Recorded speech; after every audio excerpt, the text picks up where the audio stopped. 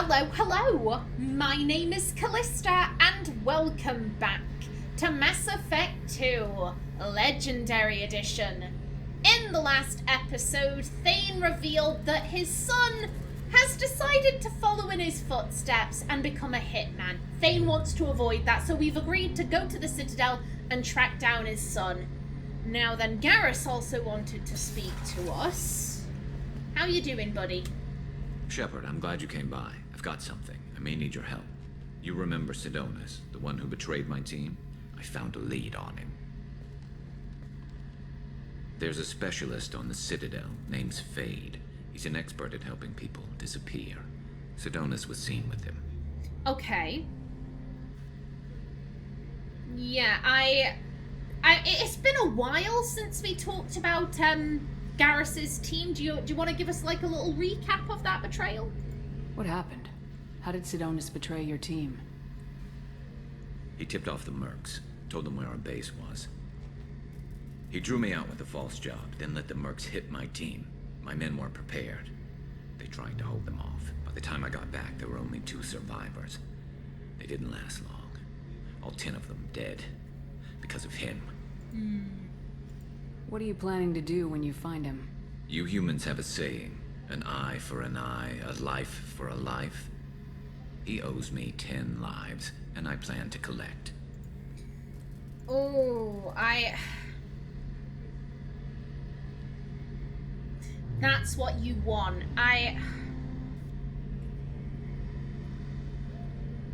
Here's the thing. The elusive man owes Naomi 50. And her goal here is to kill the elusive man. In her mind, the Collectors and the Reapers are the side mission that she is going on in her quest for revenge against the elusive man. If Garrus wants to kill Sidonis because he betrayed the team, she'd say go for it. He betrayed the team. He caused you this trauma.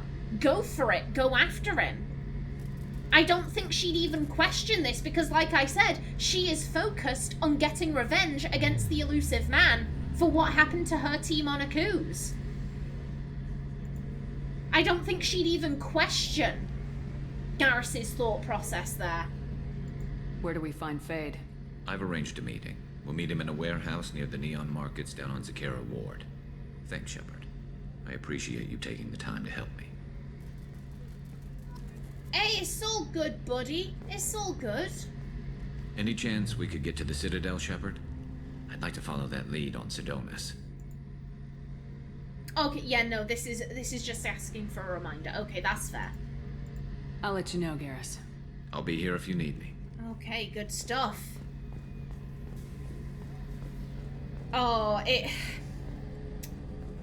Generally speaking, there are multiple ways. Excuse me, I'm going in there. Thank you.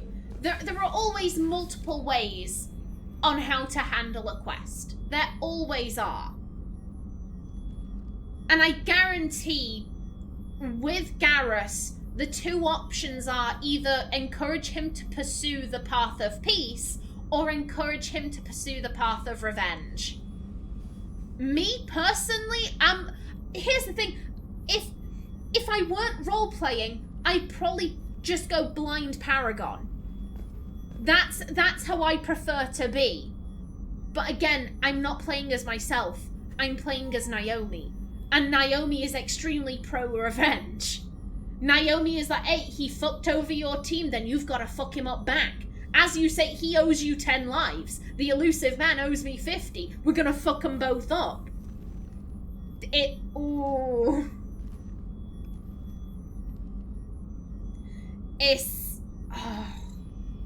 It'll depend. I think it will depend on the situation. If it's anything like Zaid, where there were innocent factory workers, in the mix, because that's what Naomi's logic was like. Okay, you have beef, I get that, but there are also a bunch of factory workers who are going to die.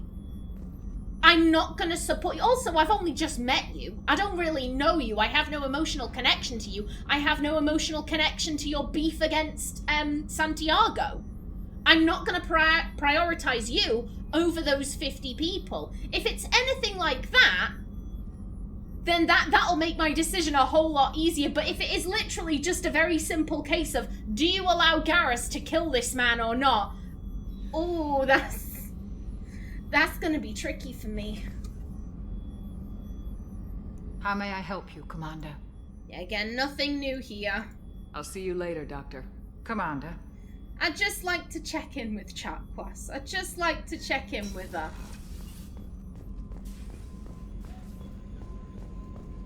Okay, that is everyone on the crew deck, down to engineering. We haven't spoken with Tali yet, I don't believe. I'd imagine that Tali would be in engineering. I didn't check. Shepard, I was just waxing goddamn nostalgic. Okay. Collectors and Protheans. It's all above my pay grade. I'm more used to putting down rebellions, tracking down bastards who didn't pay their gambling debts. Still, even I know a galaxy-shaking revelation when I hear one. Makes fighting land wars for pay seem small time. I've done a lot of crazy things, but I never tried to take on a Thresher Maw on foot before. Standard operating procedure when you get a Thresher Maw is run the hell away. Pick up sticks, move the hell out. Krogan don't know any better, I guess. Still, hell of a fight. The trauma. The trauma. Oh, that would have been that would have been quite a major moment for Naomi. And Texas, I believe it was Texas. Was it? 1 second, I need to go and check this now, because someone, and I want to say it was Texas, wrote a little paragraph story about that, and it was amazing. At least I know which episode it was on. It would be you.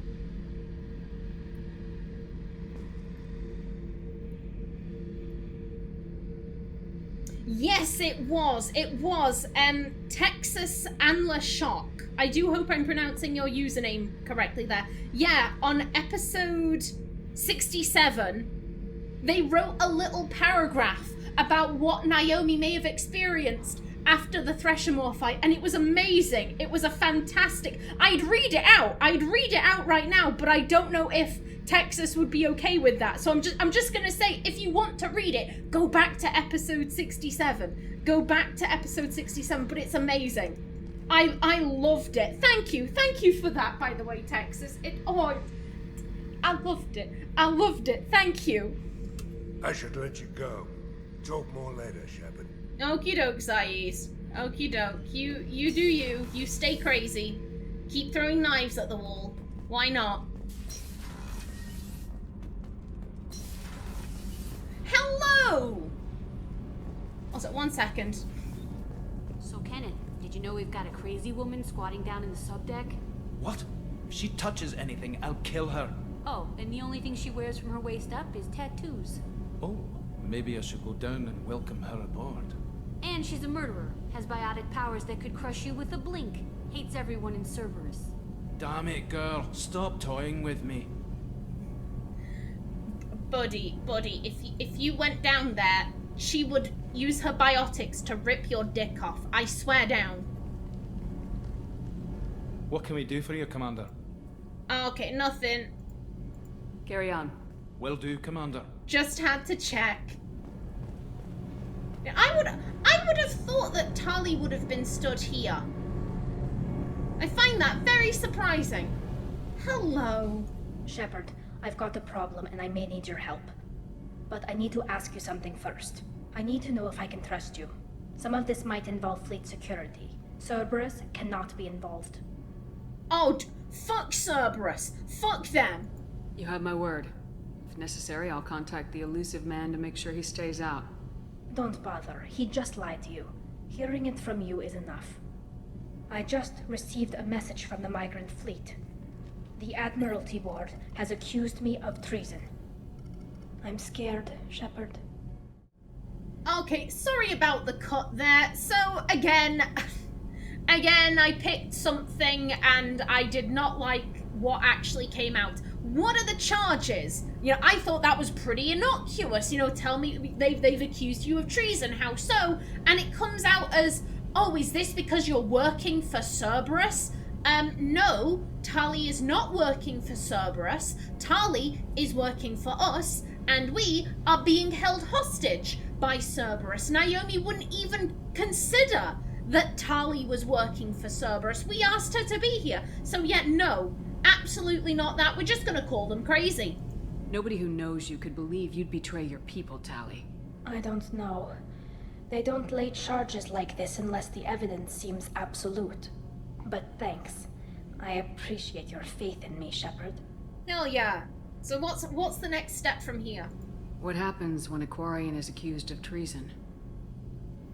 There's a hearing, with members of the Admiralty Board acting as judges. My father is an admiral on the board. He'll have to recuse himself from judgment. I can't even imagine what he's thinking right now. The punishment for treason is exile. If they convict me, I can never go back. Please tell me this is actually why are they accusing you of treason and not, oh, is this because you're working for Cerberus? So you have no idea why they're accusing you? None. The specifics of charges like this are rarely discussed on open channels. I won't know any more until I get to the Flotilla. Okay, so we have no idea what we're walking into. Okay. Fantastic. What happens if you're convicted? Like I said, exile. The specifics are up to the judges. If it's deemed only a tragic mistake in judgment, the guilty party might receive a small ship and supplies. Not that it really matters. Either way, if I'm convicted, I'll never see the migrant fleet again. Exile is an odd choice, is it? Is it? The Quarians are... The Quarians are in a somewhat similar situation to the Krogan. There aren't many of them. Yeah, they're being exiled, but there will be other exiled Quarians. They might hook up and make some babies. And then if those kids return to the Flotilla or are encountered by the Flotilla, then they might be able to join and they'll get some genetic diversity. It doesn't seem like an odd choice to me, but maybe there's some other point of logic there that I'm not seeing. So no prison and no death penalty? We don't have the spare resources for long-term incarceration. Monitored work detail is more effective. And we don't have enough people to afford executions. An exile can still have children, and those children are welcomed back to the fleet. Hey, my logic is sound. Way. Yeah, how common is this exactly? How often is someone from the fleet charged with treason? It's rare. It must be something that affects the entire flotilla, not just one ship. The most recent one was Anora Vanya Vassilani, an engineer who handed over fleet defense schematics to the Batarians. She had good intentions. The Batarians were contracted to upgrade our systems, but they passed the defense schematics to a pirate gang. Ooh. And what happened to her? Was she convicted? No. She made a suicide run on the pirate gang. She destroyed them before they could attack the fleet. She was pardoned posthumously. Let's hope I don't have to prove my innocence that way. Damn. So what do they think she's done? What do they think? Tali's one of those characters where she could do anything and I'd probably think, oh, well, she had good intentions. Like, there really isn't. I don't consider there to be a cruel bone in Tali's body. She's like one of the nicest characters. I hate the word nice. She's one of the kindest characters. And she's intelligent. I can't see her either intentionally or accidentally doing something like, giving defense schematics to Batarian pirates. Like, I can't see her doing anything even remotely like that. So what do they think she's done? Has someone set her up? That's always possible. Do you have beef with anyone? Do you have beef? And are they an arsehole? So how does the trial work? How soon do we need to get you there? They'll wait a reasonable period of time for me to come and defend myself. Eventually, if I don't show up, they'll try me in absentia. As for how it works, it's less formal than an Earth trial or something you'd see on the Citadel. We're family. This is just the worst kind of family meeting. Oof. Yeah, my best guess for what's going on here is that someone has decided to fuck her over. Someone has done something, and you know they've oh god, what's the word I'm looking for? They've forged some evidence that Tali has done something to screw her over, or maybe to screw her dad over. She is the daughter of an admiral. I just can't see her doing something that would put her people in harm's way. I just can't see her doing that. Either she has done something, like I said, she had some very good intentions. Hell, maybe she gave the data to Karl Rieger, and then Karl Rieger gave it to someone else, and that person gave it to, I don't know, like, Batarian pirates, like, whoever, like, it would have to be something like that. Otherwise, I'm thinking that maybe someone has forged some evidence, either to get at her or to get at her dad. I just can't see her putting her people in danger. Yeah, absolutely, of course we're gonna help. Okay, let's go find the flotilla. I was going to book passage on another ship. I didn't think there would be time for you to help. Thank you, Shepard. I'll program the Normandy with the flotilla's current location. The admirals will be waiting for us. Of course we have time, darling. Of course we do. Whenever we have time, I've gotten the migrant fleet's location. Okay, yes. Any upgrades? Can you do anything to give the Normandy an edge over a collector ship? Definitely. With the right supplies, I can fortify our shields. The collectors cut through the Normandy's barriers immediately last time. My upgrades might give us a better chance. Okay, yes please. Yeah, and we actually can afford it. Excellent. Yeah. Grabbing it. Thank you, Tali. Excellent. And Jack won't have anything to say because we haven't completed her quest yet. I'm gonna still check, though. I need to get to Pragia, Shepard. Soon. Okay, fair dues. I'll think about that. Meanwhile, I have to go. Yep. But Grunt should have stuff. Pardon me. There we go. Yeah, Grunt should have stuff. I hope he's enjoying being not Grunt. Hello there, buddy. Not grunt. I like it. I have a clan. That makes me... It makes me want to fight, not just able to. And Uvink, I wanted to disembowel him, to tear out his spine like a trophy. He is liking it, but he's still kind of mental. Aw. He's a Krogan. He's a Krogan. What do you expect?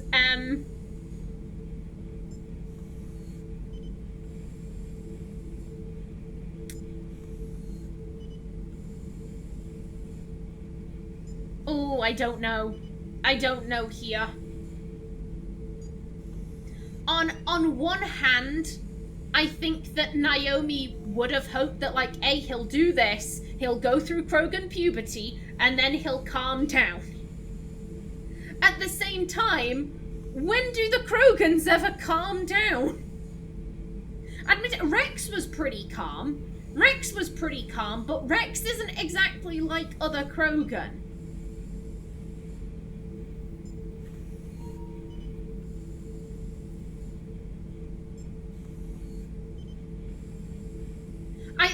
think her gut feeling would have been like, oh no, he's still really violent.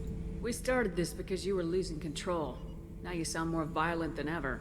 Rex said I was normal. Just had this built-up stuff because of being grown in the tank. Now that I know it's not an outside thing, and I have a place as a Krogan, I like it. Our enemies are in trouble, Shepard, and we better not run out of targets. Aww. Aww.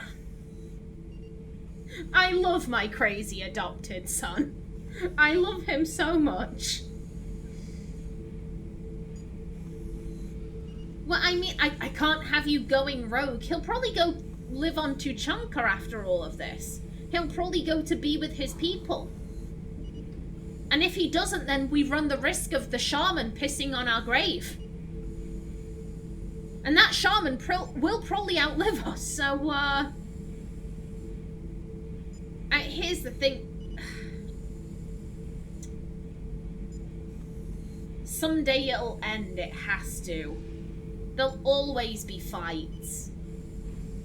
There will always be fights. People will always have beef. They'll always be in need of, you know, mercenaries or soldiers or whatever.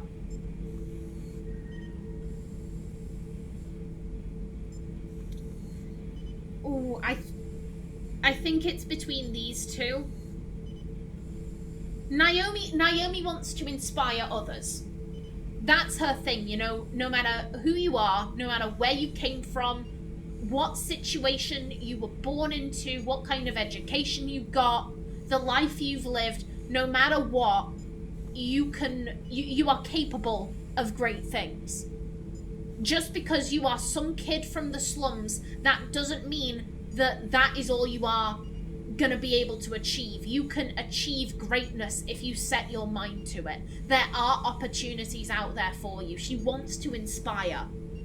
But does she think, oh yeah, one day there will be no crime, there will be no war, there will be no fights, there will be peace across the galaxy? And I don't think she does think that. That is very... I play her as primarily Paragon, but she isn't, you know, like, you know, oh yes, goodness and light, that shall one day spread across the entire galaxy. I do good things to be good. Like, I think a very good example would be what happened with Malon in you know, at the very end of Morden's quest. We could have let him kill him, or we could have, you know, said, hey, stop that. And how Naomi said it was like, stop it, Morden, you're not a murderer. And she wasn't doing that to be like, oh, Morden, my friend, yes, you may have the blood of millions on your hands, but you are not a murderer. Step back from the precipice, my friend. Like, she wasn't doing that. She was like, oh shit, he's gonna kill the guy working on the cure. Stop it, stop it. What can I say to get him to stop? You're not a murderer, stop. Like, she wasn't doing that to be nice to Morden. She was doing that because, oh, he's gonna fuck up a cure for the genophage. Stop it, dude, stop it. She's not a paragon because, well, like, I don't view her as this person who's just like, yes, goodness shall triumph over evil, and there shall be peace across the galaxy. She tries to be inspirational, but I think she does also acknowledge, like, yeah, the world and the universe is a royally fucked up place. As long as there are people, things will be fucked up, because there will always be some assholes out there. Always, 100%. Yeah, it doesn't fit Naomi. This doesn't fit with her. Yeah, there will always be arseholes out there. There's no danger of that. They're practically lining up. Everyone gets a turn. Ha! Wouldn't want it any other way. Hey, there you go, buddy. Shepard. Yeah, anything you want to talk about? Just checking in. How are you doing? Humans talk too much. Like the tank. Come back later. Oh, I can do that, buddy. That's all for now. Shepard. Oh, buddy. I love you, Grunt. You're my adopted son, and I love you. Okie doke. And with that, let's head back up to the kick. With that is everyone spoken to. Yeah, I said I was going to do some scanning. You know what? I've only got about 5 minutes left. Let's read some codex entries. Asari Cyclonic Barrier Technology, CBT, attempts to solve the higher-end limitations of traditional kinetic barriers. Traditional barriers cannot block high-level kinetic energy such as disruptor torpedoes because torpedo mass effect fields add mass. The CBT violently slaps aside rather than halting incoming linear force. By rotationally firing their mass effect field projectors, ships create rapidly oscillating kinetic barriers instead of static ones. Shooting through the CBT is like trying to shoot at a target inside a spinning ball. Significant drawbacks to current CBT configuration prevent its use on anything other than frigates and fighters.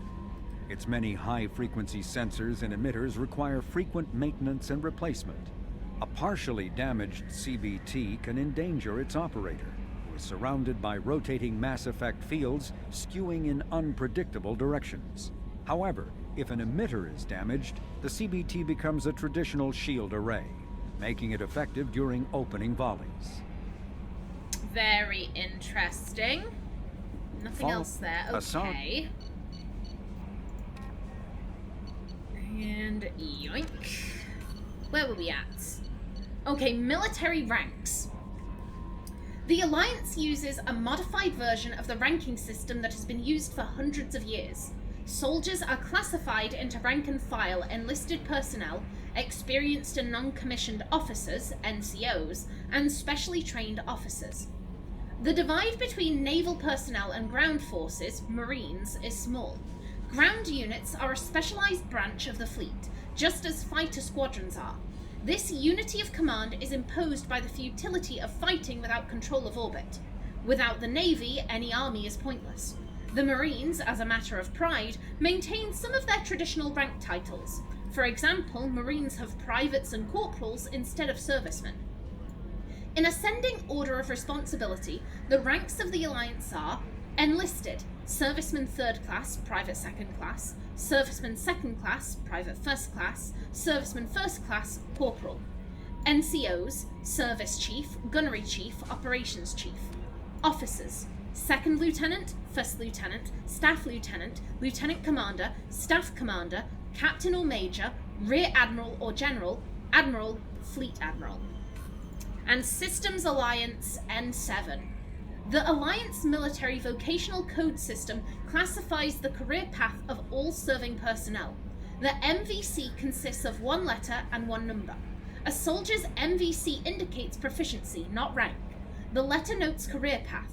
The number indicates level of experience, as indicated by service record, technical scores, and commendations. All 26 letters are used, and numbers run from 1 to 7. N is the letter code for Special Forces personnel. Lovely. Alrighty then, in the next episode we're going to do a wee bit of planet scanning, but until then, please remember to like if you enjoyed, leave a comment below, and if you wanted to subscribe, it would be very much appreciated. I've been Callista, thanks for watching, and see you in the next episode.